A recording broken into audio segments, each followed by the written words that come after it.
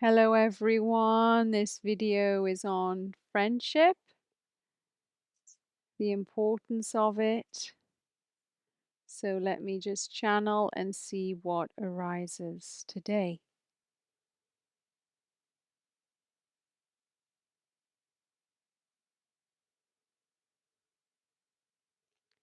True friendship is connected with safety. It's not connected with necessarily having anything in common or partying together or getting your needs met, opening doors, boosting the ego, having shared addictions. That's more spending time with people, acquaintances. But real friends, there's an element of feeling completely safe and completely seen, no matter whether you're having a good time or you're struggling. Because sometimes, we have friends that stick around because we're suffering and they're also suffering. And so there's a familiarity in the energy of the suffering. And then if you feel a little bit better, that can actually trigger the friend that maybe still is connected to the suffering. And it also works the other way. You can have friends that only want to know you because of what you can do for them or because of a certain status you have or favors that you're going to do for them. And so we sometimes don't even realize whether our friendships are safe until time has passed and we've gone through different cycles and phases with people. And some friends will be in a certain phase of your life. When you have college friends and then you outgrow each other and you go in different directions, or you have friends that are in common when you're with a certain partner and then that relationship ends and then you kind of go in different directions. You have friends that come into your life to teach you certain lessons and you teach them lessons. And once the lessons are learned, you go your separate way. You have friends that you can keep your entire life. They come in and out, and no matter where you are or how long you haven't spoken, it just feels safe and familiar, and they're like lifelong buddies.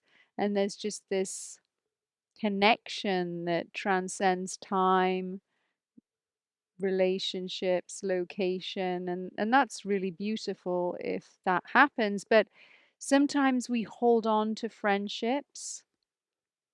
I know this can be painful for some people because they want to be friends forever, whereas that can sometimes be non-evolutionary to force a friendship to be forever when it has a specific time and purpose. And when it's done, and it's more evolutionary to move on. And it doesn't mean that we don't love those people. It doesn't mean that there wasn't a special connection. It doesn't mean that we dislike them or they're ignoring us or we're ignoring them. It's just that there's a time and place for everything, and there's a time and place for friends. And friendships, they go through like phases. You can have like a 2-year phase, and then you might need to take a break because one person's going off and exploring something, or maybe they're traveling, or maybe they're having children or a relationship. And then you can come back together after that phase. And it can be a 2-year phase, it can be a 4-year phase, it can be a 7-year phase, it can be a 10-year phase, it can be a 20-year phase, it can be endless different amounts of time. And so we won't really know that until we're much older and we can look back and say, oh, that friend, we went through phases, and oh, then they married that person and they divorced that person, and then we were back together because we couldn't be together as friends when they were with that person. And that was a journey they needed to go on, and I had to step outside of that journey for a while, and then we reconnected. So there's this kind of movement and phases that go on, but true friends are friends that you feel that you are safe with. It's a similar energy to animals.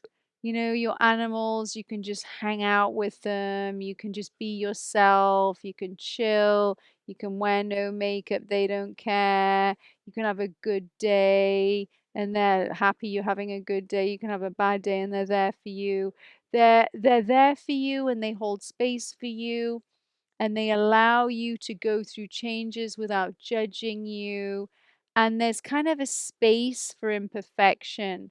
And friendship has to allow space for people to change, space for imperfection, space for phases and comings and goings and relationship journeys and maybe changes of location. There has to be like a fluidity for a friendship to really morph and change through time, because sometimes we do change quite dramatically. We're not stuck one way. And so if we have a friend and they've known us when we were in a party phase, and then they see us the way we were when we were a teenager, but we've moved on, and they're not realizing, oh, we've moved on. We don't drink anymore. We don't do the drugs anymore. We want to have a family and settle down. They can sometimes reflect back to you your old self, your old way of being, and not really update their own psyche to understand that that isn't the way you are now. And maybe they preferred you the way you were before, and now you've changed, and that makes them feel uncomfortable. Maybe you changing triggers them because you've changed and they can't change, or you have something that they want but they haven't been able to get in their life. This can happen with success. If you have friends and they're used to you working a day job and being in a certain routine and a certain energy field, and then you become very successful, or there's a spotlight on you, or you start up your company and it goes really well, or you marry into a certain family, they can feel like they don't fit in anymore, and they can miss the old way that it was. And unless they're able to be fluid and take in the new life that you have and the new way of being you are, then that can cause friction, and maybe that needs to be left for a little while. And you can also, you don't need to burn bridges. You can just maybe suggest that there's a time apart and then revisit it in a year or revisit it in 6 months or whatever you can agree on.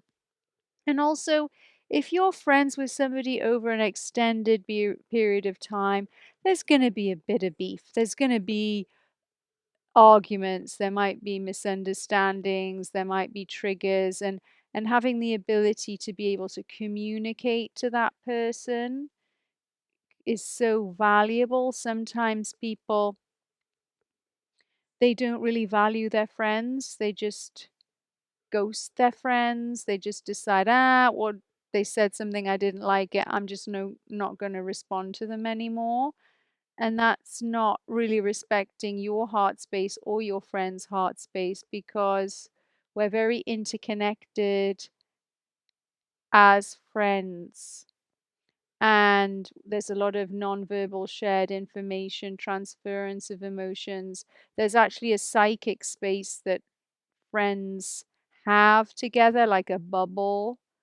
And if it's just burst by one of the parties, it can cause a lot of destabilization in the personality, if there's no real closure or fully understanding of what went wrong.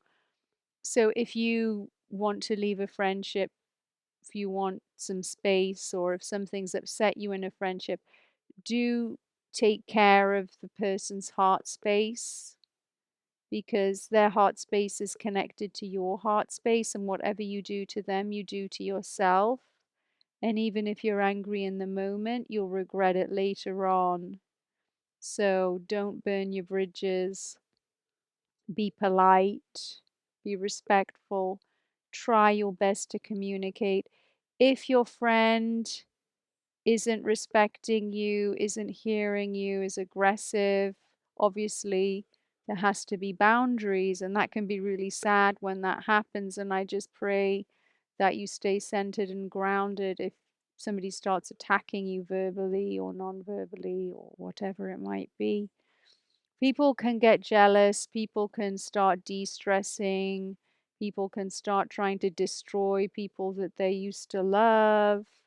There's a lot of de-stressing going on in the world, so this can happen. People can get stabbed in the back when they least expect it. Don't take it personally.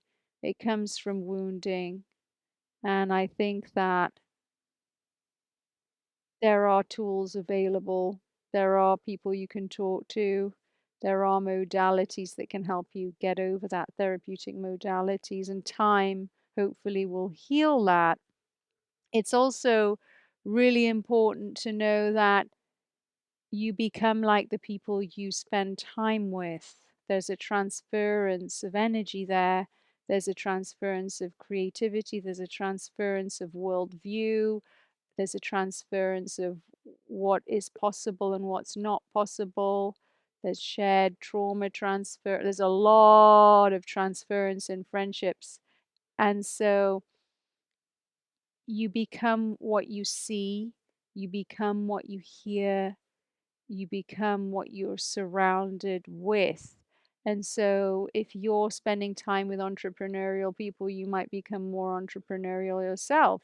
If you spend your time with meditators, you might start meditating yourself. And it goes on like that. So you may just notice if you want to go in a different direction, or you had a group that you used to party and take drugs with, and you've decided you want to come clean from the drugs. You might need to get a different friend group. I saw this in rehabs all the time. People would get clean from drugs, but then they'd go back into the same friend group, and then they would relapse because the friends, you become like your friend group. It takes a very strong personality to not become like the people they spend time with. So choose your friends carefully, very, very carefully, and make sure you feel safe and seen and spaciousness. So you're allowed to change, you're allowed to have bad days, you're allowed to have good days, you're allowed to succeed, you're allowed to fail. That's that's a healthy friendship. And so I pray that we all find people on our path that can inspire us, that can be healthy for us, and we can open up our heart space and forgive where necessary and set boundaries where necessary. Jai Gurudev.